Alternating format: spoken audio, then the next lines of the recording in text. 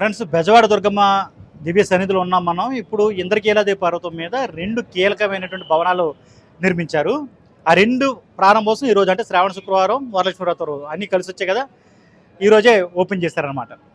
ఇది మహాప్రసాద భవనం. ఇది 26.50 కోట్లతో దీన్ని నిర్మించారు. అంటే 26,50,00,000తో దీన్ని నిర్మించారు.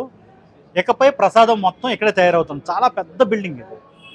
ఇక్కడ నుంచి మీకు క్లియర్గా కనపడాలంటే ఇలా రండి, ఈ సైడ్ కోసం మీకు కనిపిస్తుంది.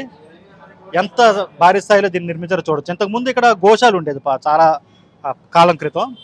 ఇప్పుడు ఇలాగా ఇంత పెద్ద బిల్డింగ్ని నిర్మించారనమాట. మొత్తం ఇకపై ప్రసాదం తయారీ, అమ్మకాలు ఇవన్నీ కూడా ఇక్కడే ఎక్కువగా జరుగుతాయి. దీన్ని ప్రారంభించారు ఈరోజు మంత్రి ఆనం రామనారాయణ రెడ్డి, అలాగే ఇతర పాలక మండలి సభ్యులు, వీళ్ళందరూ కూడా శ్రీ దుర్గా భవాని మహాప్రసాద భవనం అని దీనికైతే పేరు పెట్టారు.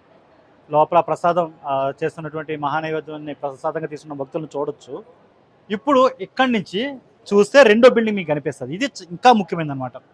ఆ దూరంగా కనిపిస్తుంది కదా అక్కడ, ఆ బిల్డింగ్ అది కూడా ఈరోజే ప్రారంభించారు.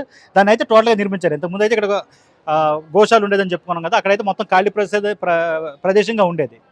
దాన్ని ఇప్పుడు కొత్తగా బిల్డింగ్గా మార్చేశారు. అది ఒకేసారి 800 మంది భక్తులు అక్కడికి వచ్చి భోజనం చేసేలాగా, అంటే దివ్య దర్శనం పూర్తయిన తర్వాత అమ్మవారిది అక్కడికి వెళ్ళిపోయి భోజనం చేసి వెళ్ళేలాగా ఆ ఏర్పాటు అయితే చేశారు. ఒకేసారి 800 మంది భోజనం చేయొచ్చు, వివిధ అంతస్తులు అని చెప్పి చెప్తున్నారు. దానికి తగ్గట్టుగానే అక్కడ ఏర్పాట్లు అయితే చేశారు. అంటే ఇక్కడికి వచ్చే భక్తులు చాలా కష్టపడి కొండపై దాకా వెళ్తారు. ఉచిత దర్శనం చేసుకునే వాళ్ళు కావచ్చు, లేదా వేరే దర్శనాలు చేసుకునే, ప్రత్యేక దర్శనాలు చేసుకునే వాళ్ళు కావచ్చు. చాలా కష్టపడి కొండ పై దాకా వెళ్తారు. దర్శనం అయిన తర్వాత వాళ్ళు భోజనం చేయడానికి సరైన ప్లేస్ లేదు. ఇంతకుముందు ఈ బిల్డింగ్లోనే 3 అంతస్తులు పెట్టేవారు. ఈ అమ్మవారి ఆలయం ముందున్న బిల్డింగ్లోనే అధికారుల ఆఫీసులు ఉంటాయి కదా, దీనిలోనే 3వ అంతస్తులో అలా భోజనం చేసే అవకాశం ఉండేది. కానీ అది చాలా క్లమ్జీగా అయిపోతుంది, భక్తులందరికీ సరిపోవడం లేదు, చాలా ఇబ్బంది పడతారు. అందుకని దాన్ని అక్కడి నుంచి తీసివేసి ఇదిగో ఇప్పుడు సపరేట్ బిల్డింగ్ అంతా నిర్మించేశారు అనమాట. అక్కడ మీకు కనిపిస్తుంది కదా, అది సపరేట్ బిల్డింగ్ దాన్ని నిర్మించేయడంతో ఇంకా భక్తులందరూ కూడా అక్కడ హ్యాపీగా దర్శనం పూర్తి చేసుకున్న తర్వాత భోజనం చేసి వెళ్ళొచ్చు. ఆ దూరంగా మీకు కొత్త శివాలయం కనిపిస్తుంది చూడండి, కొండపైన కొత్త శివాలయం కూడా చాలా బాగా నిర్మించారు. ఇంతకుముందు చాలా చిన్నగా ఉండేది, అసలు కనిపించేది కూడా కాదు అక్కడి నుంచి చూస్తుంటే. ఇప్పుడు చక్కగా ఆ శివాలయాన్ని కూడా ఎక్స్పెండ్ చేశారు. సో మొత్తం ఓవరాల్ ఖర్చు వచ్చి 52,50,00,000 అయింది. అంటే దీనికి ఎక్కువైంది. ఈ ప్రసాదం తయారయ్యేదానికి ఒక 50 లక్షలు ఎక్స్ట్రా వేశారు.